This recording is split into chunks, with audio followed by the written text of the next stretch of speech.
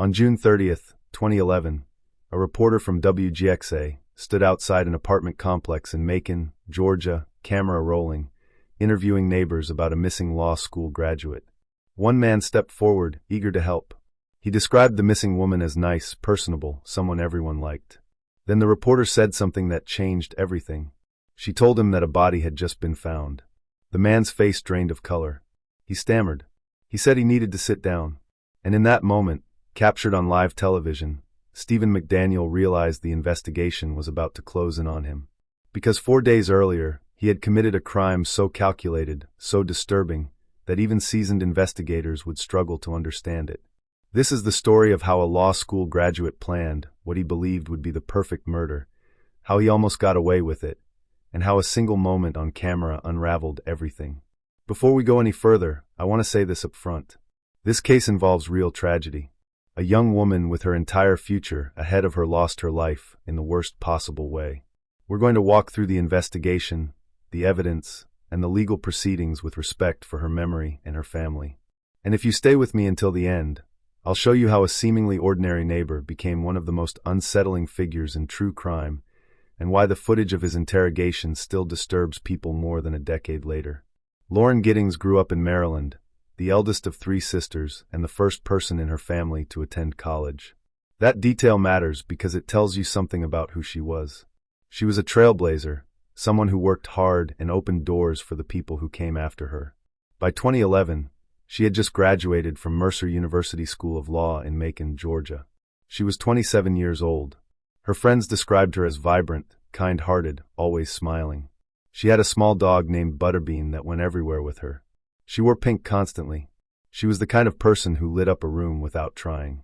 June 2011 should have been a time of celebration for Lauren. She had finished law school and was preparing to take the bar exam. Her dream was to become a public defender, to use her education to help people who couldn't afford representation. She had attended her younger sister Caitlin's wedding in Maryland that month, and afterward, she returned to her apartment in Macon with one goal in mind: study, pass the bar, start her career. Her family and friends knew that when Lauren committed to something, she gave it everything. So when she told them she was going dark to focus on studying, nobody questioned it. At first, the apartment complex where Lauren lived was called Barrister's Hall. It sat across the street from the Mercer Law School campus, a hillside building overlooking downtown Macon. It was the kind of place where law students and recent graduates lived while they transitioned into their careers. Quiet, professional, safe, or at least it seemed that way. Lauren's apartment was on the 2nd floor, and living right next door to her, separated by a single wall, was Stephen McDaniel. Stephen McDaniel was 25 years old in the summer of 2011. Like Lauren, he had just graduated from Mercer's law school. Unlike Lauren, he had no clear plans for what came next. His lease was ending. He was supposed to move back in with his parents near Atlanta. On the surface, he seemed unremarkable. Quiet, awkward, the kind of person who blended into the background. But people who knew him described something else. A coldness, an intensity that made them uncomfortable. Lauren herself had mentioned to friends that McDaniel made her uneasy. He had asked her out on a date once. She declined, but told him they could stay in touch as friends. That rejection, according to later reports, may have been a turning point. What nobody knew at the time was that Stephen McDaniel had been planning something for years. According to court documents filed by Lauren's family, McDaniel had told a college roommate back in 2007 about what he called the perfect murder. He described how he would do it, how he would make sure nobody ever found the body, how he would never get caught. This wasn't a passing thought. This was a blueprint. And in June 2011, he decided to carry it out. The last confirmed sighting of Lauren Giddings alive was at 6:30 p.m. on June 25, 2011. Surveillance footage from a Zaxby's fast food restaurant in Macon shows her going through the drive-thru. She had spent the evening before with friends, celebrating the end of law school. She was in good spirits. She went home that night, and according to investigators, she went to bed. And then, in the early hours of June 26th, Stephen McDaniel used a master key to unlock her apartment door. Here's what we know from the legal record. At 4:30 a.m., McDaniel entered Lauren's apartment wearing a mask and gloves. He went into her bedroom. When she woke up, he strangled her. The next day, according to his later written confession, he used a hacksaw to dismember her body in the bathroom. He wrapped the remains in plastic bags. Most of the body parts were placed in a dumpster behind the law school, but her torso was left in a trash can outside the Barristers Hall apartment complex. Why he separated the torso from the other remains, investigators never fully understood. Some believe it was part of his plan to confuse the investigation. Others think he simply ran out of time. For 3 days, Lauren Giddings was missing and nobody knew it. Her family assumed she was studying. Her friends assumed the same. But on June 29th, something shifted. A friend of Lauren's tried to reach her and got no response. Text messages went unanswered. Phone calls went straight to voicemail. The friend called Lauren's sister Caitlin. Caitlin tried calling. Nothing. A quick check of Lauren's social media and communication history showed the last activity had been days earlier. That's when the unease turned into real fear. Caitlin woke her father in the middle of the night. He immediately got in his car and drove from Maryland to Macon to file a missing person report. Their mother prepared to fly out. On the morning of June 30th, Lauren's friends went to her apartment. They knew she kept a spare key hidden. One of them retrieved it, and they went inside, looking for any sign of what might have happened. The apartment was quiet. Nothing seemed disturbed. No sign of a break-in. Lauren's door jamb, a security device she kept by the door, was still in place. Everything looked normal. Except Lauren was gone.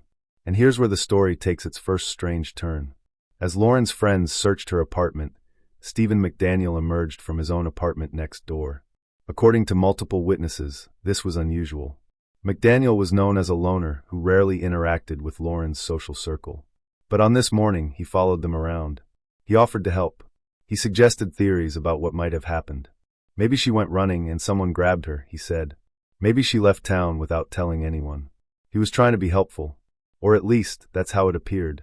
Later that morning, the Macon Police Department officially opened a missing person investigation. Detectives began interviewing everyone who knew Lauren. Friends, classmates, neighbors. And when local news outlets heard about the disappearance of a young law school graduate, they sent camera crews to Barristers Hall. One of those crews was from WGXA. And when they arrived, they found Stephen McDaniel standing outside, seemingly concerned about his missing neighbor. They asked if he would do an interview. He agreed. The interview started normally enough. McDaniel described Lauren as nice, personable, someone everyone liked. He repeated the theory he had mentioned earlier. Maybe she went running. Maybe someone took her. He seemed calm, cooperative, just a worried neighbor trying to help. But then, mid-interview, the reporter's phone buzzed. She glanced at it, and then she looked back at McDaniel and said something that would become one of the most analyzed moments in true crime history. She told him that a body had just been discovered in a trash can near the apartment complex. McDaniel's reaction was immediate. His face went pale. He stammered. He said the word body as if he couldn't process it. Then he said, "I think I need to sit down." He walked off camera. The interview ended. When he came back into frame, he was visibly shaken. He said he didn't know anyone who would want to hurt her. And to anyone watching at the time, it looked like the reaction of someone who had just learned devastating news about a friend. But investigators saw something else. They saw a man who had just realized his plan was falling apart. What do you think was going through Stephen McDaniel's mind in that moment? Did he genuinely believe he had hidden the body well enough that it would never be found? Or was his reaction an attempt to perform shock for the cameras? Drop your thoughts in the comments. Within hours of that interview, the Macon police had identified the body. It was Lauren Giddings. Her torso had been found wrapped in 5 plastic bags inside a trash can in the parking lot of Barristers Hall. Her head, arms, and legs were missing. Investigators immediately began processing the scene and conducting interviews. And one person quickly stood out as someone who needed to be questioned more thoroughly. Stephen McDaniel. On the evening of June 30th, McDaniel came to the police station along with other neighbors to give a statement. At first, he was cooperative. He answered questions about when he had last seen Lauren. He described his movements over the past few days. But when detectives asked if they could search his apartment, McDaniel hesitated. He said, quote, "It's the lawyer in me," end quote. He said he was protective of his space. This raised immediate red flags. Why would an innocent person, someone who claimed to be worried about a missing neighbor, refuse to let police search his apartment? Eventually, McDaniel allowed a detective to walk through his apartment, but only with McDaniel accompanying him. The detective noted the apartment was cluttered. There were stockpiles of food, energy drinks, rolls of toilet paper, It had the feel of someone preparing for something, though what that something was, the detective couldn't yet say. But it was enough to keep McDaniel at the station for further questioning. And that's when the interrogation began. The interrogation of Stephen McDaniel is one of the most unsettling pieces of footage in true crime. It lasted more than 12 hours, stretching from the night of June 30th into the early morning hours of July 1st. And what makes it so disturbing is not what McDaniel said, but what he didn't say, and how he looked while saying nothing. When Detective David Patterson sat down across from McDaniel, he expected resistance. He expected denials. What he got instead was something far stranger. McDaniel sat perfectly still, not fidgeting, not shifting in his seat, not moving at all. When Patterson asked him questions, McDaniel responded with one-word answers. Yes. No. I don't know. His face was blank. His body language was non-existent. Patterson pressed him. He pointed out that McDaniel had been so talkative with the news media that morning, so eager to share his theories about what might have happened to Lauren. But now, sitting across from a detective, McDaniel had nothing to say. Patterson asked him directly, "Why the sudden silence?" McDaniel stared ahead and said, "I don't know." Detective Patterson left the room at one point, and another investigator, Detective Scott Chapman, took over. Chapman tried a different approach. He appealed to McDaniel's humanity. He said, "We want to give you the opportunity to tell your side of the story, so you don't look like a monster at the end. I know you feel bad about it." But McDaniel didn't break. He sat there motionless for hours. When detectives left the room to consult with each other or take breaks, surveillance cameras captured McDaniel alone. And even then he barely moved. He stared straight ahead. No fidgeting. No nervous energy. Just stillness. Investigators later said it was one of the most unnerving things they had ever seen. At 12:18 a.m. on July 1st, detectives noticed something. Fresh scratches on McDaniel's stomach. They asked him about them. He said he must have cut himself while sleeping. The scratches were consistent with fingernail marks. The kind of marks someone might leave while fighting for their life. But without a confession, without more physical evidence, the detectives couldn't charge him with murder. At least not yet. So they held him on a different charge. Burglary. Because during the search of his apartment, they found something that gave them probable cause. Condoms. Condoms that didn't belong to him. Here's where the case begins to come together. When police conducted a more thorough search of McDaniel's apartment over the following days, they found a disturbing collection of evidence. They found women's underwear that was later confirmed to belong to Lauren Giddings. They found 2 keys. One was a master key that would have given McDaniel access to any apartment in the complex, including Lauren's. The other was a key specifically cut for Lauren's apartment. They found packaging for a hacksaw, the same brand and type as a hacksaw that had been discovered discarded in the building's shared laundry room. And then they found his computer. The digital evidence on Stephen McDaniel's computer was, according to prosecutors, the turning point in the case. Investigators found a disturbing search history. Violent content. Searches specifically about Lauren Giddings. Evidence of obsessive monitoring of her social media and online activity. But the most damning piece of evidence was a video. A video taken the night of Lauren's murder. The video showed McDaniel using a long stick or pole to hoist a camera up to Lauren's apartment window. He was filming her. The timestamp on the video was June 24th, 2011, 2 days before she was killed. This wasn't a spontaneous act of violence. This was premeditated, planned, calculated. On August 2nd, 2011, Stephen McDaniel was formally charged with first-degree murder. The evidence against him was overwhelming.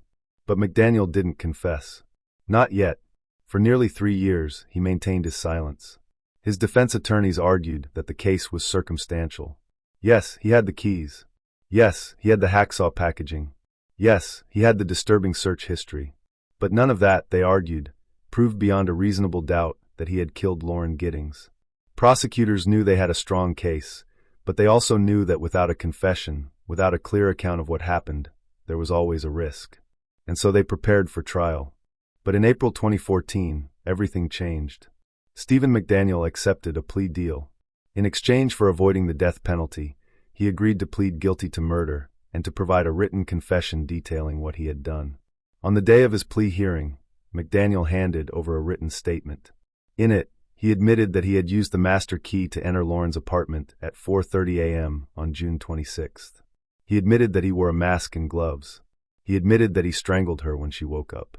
And he admitted that the following day, he dismembered her body in her bathroom using the hacksaw, then disposed of the remains in multiple locations. The confession answered some questions, but it raised others. McDaniel claimed he scattered most of the body parts in a dumpster behind the Mercer Law School. But Lauren's head, arms, and legs have never been found. To this day, more than a decade later, her family is still searching for her remains. In 2025, a tip led them to Pike County, about 50 miles from Macon, where McDaniel's late grandfather owned property. The family believes McDaniel may have visited the area in the weeks before the murder, possibly scouting locations to hide evidence. Searches have been conducted, but so far, nothing has been recovered. And investigators remain skeptical of the details in McDaniel's confession. Some believe he fabricated parts of his account. Some believe he withheld information deliberately. As one detective put it, he had a lot of time to prepare that letter. I'm sure there are things he'll never tell anyone. At his sentencing hearing in 2014, Lauren's family and friends addressed the court. Her parents read a statement. They said, quote, "He tried to extinguish Lauren's light with his darkness. He did not come close," end quote. A friend of Lauren's looked directly at McDaniel and called him the devil. Judge Howard Sims described the crime as truly evil and sentenced McDaniel to life in prison with the possibility of parole. He will be eligible for parole in 2041. As of now, he is incarcerated at Hancock State Prison in Georgia. But the story doesn't end there. Since his conviction, Stephen McDaniel has filed multiple appeals. In 2017, he argued that his constitutional rights were violated during the investigation. He claimed that investigators documented he was unresponsive and staring off into space during the initial interrogation, and that they should have had him medically cleared before proceeding. The appeal was denied. In 2018, he represented himself in court and filed for a retrial, again arguing that his rights had been violated. That appeal was also denied. And in 2022, he filed a habeas corpus petition claiming that the prosecution had illegally obtained documents from his defense team, and that his guilty plea was therefore invalid. He requested that the court vacate his conviction and release him from prison. A federal judge dismissed the petition, noting that it was filed more than a year late and lacked merit. If you've made it this far into the story, I want to take a moment to say thank you. Cases like this are difficult to sit with, and I appreciate you taking the time to understand what happened. If you found this breakdown helpful, consider hitting the like button. It helps more people find this kind of in-depth coverage. Let's talk about the bigger picture here, because the Stephen McDaniel case raises questions that go beyond the facts of this particular crime. One of those questions is about warning signs. Were there red flags that people missed? And the answer, based on what we know now, is yes. Multiple people, including Lauren herself, noted that McDaniel made them uncomfortable. A college roommate later reported that McDaniel had talked about committing the perfect murder as far back as 2007. But at the time, nobody took it seriously. It seemed like dark humor, a strange comment from an awkward person. Nobody imagined he would actually do it. There's also the question of his behavior during the investigation. The news interview. The interrogation. Why would someone who had just committed a carefully planned murder agree to go on camera? Why would he sit for a 12-hour interrogation without asking for a lawyer? Some experts believe McDaniel suffered from a disconnect between his intelligence and his emotional understanding. He was smart enough to graduate from law school. He understood legal rights, but he seemed unable to grasp how his behavior would be perceived by others. Or perhaps he believed he was smarter than everyone else, that he could talk his way out of suspicion, that he could perform concern convincingly enough to deflect attention. But there's another possibility. Some investigators believe that part of McDaniel wanted to be caught, that the interview, the interrogation, the strange calmness were all part of a psychological unraveling, that the reality of what he had done was too much for even him to fully process. We'll never know for certain. McDaniel has never given an interview. He has never explained his thinking beyond the bare facts in his written confession. And his behavior, both then and now, remains one of the most debated aspects of this case. Lauren Giddings' family has spent the years since her death honoring her memory. They talk about her often. They share stories with Caitlin and Sarah's children, making sure the next generation knows their Aunt Lauren. They describe her as someone who loved running, who was deeply involved in her church, who brought joy to everyone around her. And they continue to search for answers. The missing remains, the full truth of what happened, closure that may never come. One of Lauren's sisters said something in an interview that has stayed with me. She said, "There's no story here about telling your kids to lock their car when they get in or don't go to this side of town. You can't protect yourself from this by following some set of rules." Lauren was in her own apartment. She had a door jamb for security. She did everything right. And it didn't matter. Because the threat was someone she knew. Someone who lived next door. Someone who seemed harmless. And that, more than anything, is what makes this case so disturbing. The Stephen McDaniel case also became a cultural moment in true crime. The news interview, where he learns the body has been found, has been viewed millions of times. The interrogation footage, with McDaniel sitting motionless for hours, has been analyzed by criminologists, psychologists, and true crime enthusiasts. People study his behavior, trying to understand what it reveals about him. Is it evidence of a psychopath? Someone incapable of empathy or fear? Or is it evidence of something else? Severe social dysfunction? Autism spectrum disorder, as some have speculated? Dissociation in the face of overwhelming guilt? The truth is, we don't know. And McDaniel isn't talking. There's also a broader conversation about how law enforcement handled this case. In many ways, the Macon Police Department did an excellent job. They identified McDaniel as a suspect quickly. They gathered overwhelming physical and digital evidence. They built a case that left little room for doubt. But some have questioned the interrogation tactics. Specifically, the decision to question McDaniel for more than 12 hours without him invoking his right to an attorney. McDaniel, as a law school graduate, would have understood his rights. But he chose not to exercise them. Was he attempting to appear cooperative? Was he in psychological shock? Or did he genuinely believe he could outsmart the investigators? We can only speculate.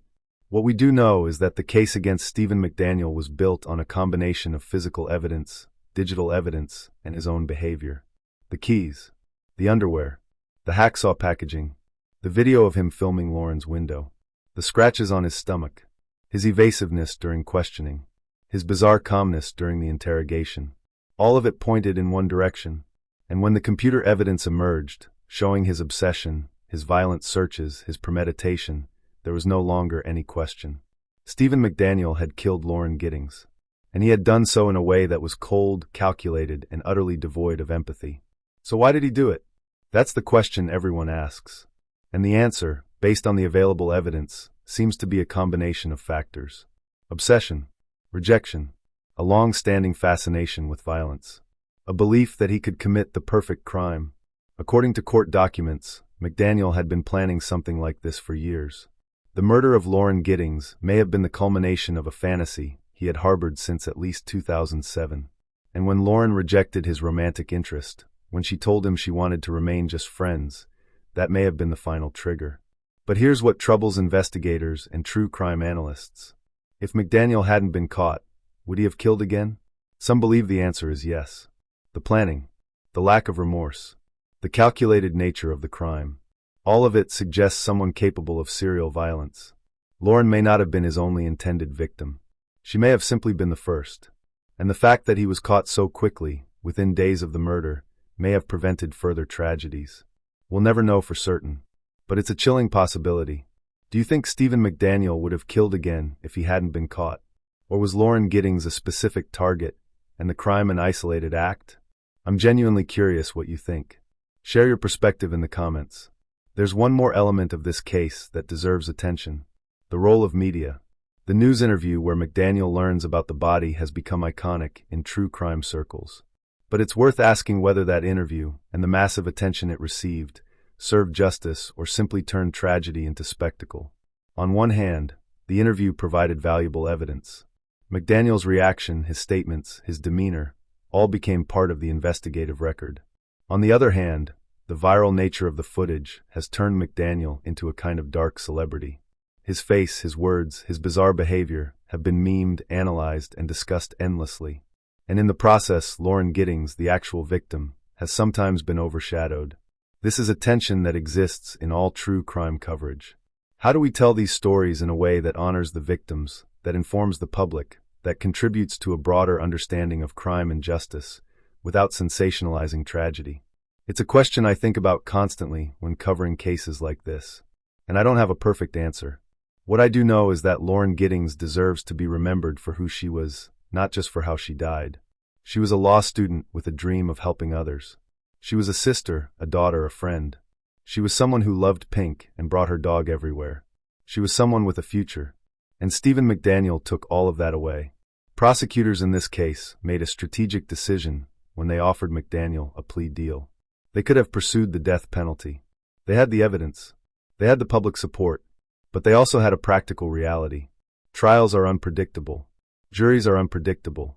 And in a death penalty case, the burden of proof is extraordinarily high. A single juror with doubts could mean a mistrial or a lesser conviction. By offering McDaniel life in prison in exchange for a guilty plea and a confession, prosecutors guaranteed a conviction. They guaranteed that McDaniel would spend the rest of his life behind bars. And they guaranteed that Lauren's family would have at least some answers about what happened. But the plea deal came with a cost. It meant that many questions would remain unanswered. Where are the rest of Lauren's remains? Why did McDaniel separate the torso from the other body parts? Did he have help? Was there anyone else involved? Did he commit other crimes that were never discovered? These questions will likely never be answered, because McDaniel has no incentive to cooperate further. He got his deal. He avoided the death penalty. And now, from his prison cell, he files appeals and challenges his conviction, knowing that even if he loses, he still has the possibility of parole in 2041. District Attorney David Cook, who prosecuted the case, has said publicly that McDaniel will likely spend the rest of his life in prison. Even if he becomes eligible for parole in 2041, the nature of the crime, the premeditation, the lack of remorse, all but guarantee that the parole board will deny his release. But that's not a certainty. Parole boards can be swayed by factors like behavior in prison, rehabilitation efforts, and changes in policy. And that uncertainty is something Lauren's family has to live with. The knowledge that in 2041, the man who killed their daughter, their sister, could potentially walk free. So where does that leave us? More than 13 years after Lauren Giddings was murdered, what have we learned? What does this case teach us about safety, about warning signs, about justice? The uncomfortable truth is that there are no easy lessons here. Lauren did everything she was supposed to do. She lived in a safe area. She had security measures in place. She was cautious. And it didn't matter. Because the person who killed her was someone she saw every day. Someone who lived next door. Someone who seemed harmless. If there's a takeaway, it's this. Trust your instincts. Lauren told friends that McDaniel made her uneasy. But she, like many people, didn't want to seem rude or judgmental. She tried to be friendly, to be kind, to give him the benefit of the doubt. And that kindness may have made her a target. This isn't victim blaming. Lauren did nothing wrong. But it's a reminder that if someone makes you uncomfortable, if something feels off, you don't owe them your time or your proximity. You don't owe them an explanation. You owe yourself safety. Looking back at the timeline of events in this case, at Stephen McDaniel's behavior in the days before the murder, at the planning that went into it, at the computer evidence showing months or even years of obsession, at the survivalist stockpiling in his apartment, at the stolen keys and the surveillance video of him filming Lauren's window, one thing becomes clear. This was not a crime of passion. This was not a sudden act of violence. This was deliberate. McDaniel spent years thinking about this, planning it, fantasizing about it, and when the opportunity came, when Lauren was alone in her apartment, studying for the bar exam, focused on her future, he acted. And then, in the aftermath, he tried to insert himself into the investigation. He helped search for Lauren. He talked to reporters. He played the role of the concerned neighbor. Why? Some experts believe it's a form of narcissism, a desire to be at the center of the story, a belief that he could control the narrative. Others believe it's more practical. By appearing helpful, by offering theories, he could gauge what investigators knew and adjust his story accordingly. But whatever his reasoning, it backfired. Because every interaction, every statement, every moment on camera became evidence against him. What's your theory on why Stephen McDaniel agreed to do the news interview? Was it arrogance? Narcissism? An attempt to control the investigation? Or was he genuinely so disconnected from reality that he thought he could get away with it? Let me know in the comments.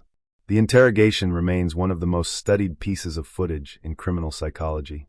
Experts have noted that McDaniel's behavior, sitting perfectly still for hours, barely speaking, showing no emotion, is highly unusual.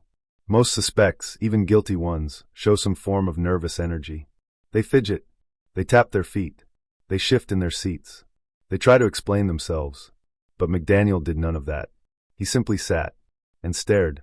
Some have speculated that this is evidence of psychopathy, a personality disorder characterized by lack of empathy, shallow emotions, and manipulative behavior. Others have suggested that McDaniel may be on the autism spectrum, and that his stillness and lack of social responsiveness could be related to that. But without a formal psychological evaluation made public, we can only speculate. What we do know is that investigators found his behavior deeply unsettling. Detective Patterson, who conducted much of the interrogation, later said that McDaniel's calmness was unlike anything he had encountered in his career. And when detectives tried to rattle him, tried to make him uncomfortable, McDaniel didn't break. In fact, in one moment that has been widely discussed, Patterson tried a common interrogation tactic. He stared directly at McDaniel, holding eye contact, trying to make him look away. In most interrogations, this works. The suspect becomes uncomfortable and averts their eyes. But McDaniel stared back, and he didn't blink. He held Patterson's gaze until Patterson, himself unsettled, looked away first. As we approach the end of this story, I want to circle back to Lauren. Because in all the analysis of Stephen McDaniel's behavior, in all the viral videos and true crime discussions, it's easy to lose sight of the person at the center of this tragedy. Lauren Giddings was 27 years old. She had just achieved one of the biggest accomplishments of her life, graduating from law school. She was preparing for the next chapter. She had plans. She had dreams. She had people who loved her. And all of that was taken away in a moment of violence that she never saw coming. Her family has worked hard to keep her memory alive. They've shared stories about her personality, her sense of humor, her determination. They've made sure that her nieces and nephews know who their Aunt Lauren was. They've fought for answers, for justice, for closure. And they've done all of this while carrying the weight of unimaginable grief. The kind of grief that comes from losing someone you love in the worst possible way, and then having to relive it through court hearings, appeals, and media coverage. The kind of grief that never really goes away. In interviews over the years, Lauren's sisters have said that they don't believe Stephen McDaniel's confession. They think he's a liar. They think he made up details. They think there are things he'll never tell them. And they're probably right, because McDaniel has shown repeatedly that he is willing to manipulate, to deceive, to withhold information if it serves his interests. The plea deal gave him a way to avoid the death penalty, while still maintaining control over the narrative. And to this day, he continues to file appeals to challenge his conviction, to argue that he was somehow wronged by the legal system. All while serving a life sentence for a murder he admitted to committing. It's been more than a decade since Lauren Giddings was killed. Stephen McDaniel will remain in prison for at least another 16 years, before he's even eligible for parole. The investigation is closed. The case is solved. But the impact of this crime continues. Lauren's family still searches for her missing remains. They still grieve. They still live with the knowledge that the person who killed their daughter, their sister, is alive in a prison cell while Lauren is gone. And they still wonder about the what-ifs. What if someone had taken McDaniel's comments about the perfect murder seriously back in 2007? What if the apartment complex had better security? What if Lauren had listened to her instinct that McDaniel made her uncomfortable and requested a different apartment? These are the questions that haunt families of murder victims, and there are no good answers. So what do we take away from the Stephen McDaniel case? We take away the importance of listening to our instincts. We take away the reality that evil doesn't always look like we expect it to. We take away the knowledge that law enforcement, when they do their job well, can build overwhelming cases, even against someone who thinks they're smarter than everyone else. We take away the reminder that behind every true crime story is a real person, with a real life and real people who love them. And we take away the hope that by understanding cases like this, by studying what went wrong, by learning from the warning signs, we might prevent future tragedies. One final thought about this case involves something that often gets overlooked in true crime discussions: the role of forensic evidence. The Macon Police Department and the investigators on this case did exceptional work. They processed the crime scene thoroughly. They followed every lead. They built a timeline. They gathered digital evidence. They connected physical evidence to the suspect. And they did it all within days. The speed and thoroughness of this investigation is a big part of why Stephen McDaniel is behind bars today. If investigators had moved more slowly, if they had missed key evidence, if they had failed to secure McDaniel's computer before he could destroy it, the outcome might have been very different. This case is a reminder of how important good police work is. How important it is to fund forensic labs, to train investigators, to give law enforcement the tools they need to solve cases. As we close out this deep dive, I want to acknowledge how heavy this story is. True crime isn't just about mysteries and investigations. It's about real tragedy, real loss, real families who will never be the same. If you've stuck with me through this entire case, through all the difficult details, through the questions and the uncertainties, thank you. If you found this coverage valuable, if you appreciate the depth and respect we bring to these stories, consider subscribing. And if you're interested in similar cases that examine how seemingly ordinary people commit extraordinary crimes, I've covered several on this channel. Check out the playlist and find a case that interests you. Lauren Giddings deserved better. She deserved to live out her dreams, to practice law, to help people, to have a family, to grow old. Stephen McDaniel took that from her. But her memory, her story, and the love her family continues to share, those things endure. And maybe that's the most important thing we can do when we talk about cases like this. Remember the victims, honor their lives, and never let their stories be reduced to just another true crime headline. Lauren Giddings mattered. Her life mattered, and she will not be forgotten,